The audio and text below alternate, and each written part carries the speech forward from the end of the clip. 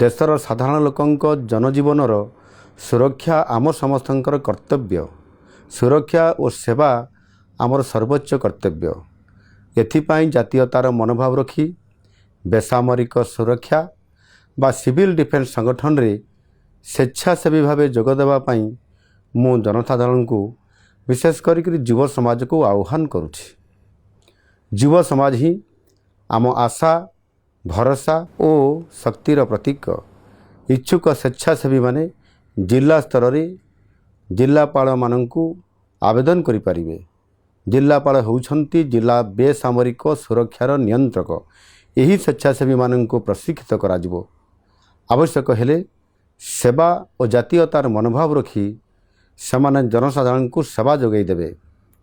आम राज्यर 12टी स्थान रे सिविल डिफेन्स संगठन कार्य करुछि। आवश्यकता अनुजाई अन्य स्थान मानकरे नुआ संगठन गढ़िबाकू मु निर्देश देइछि। मोर आशा और विश्वास सेवा और जातीयतार मनोभाव रखी अनेक व्यक्ति विशेष करके युववर्ग एथिपाई आगे आसिबे। जय हिंद।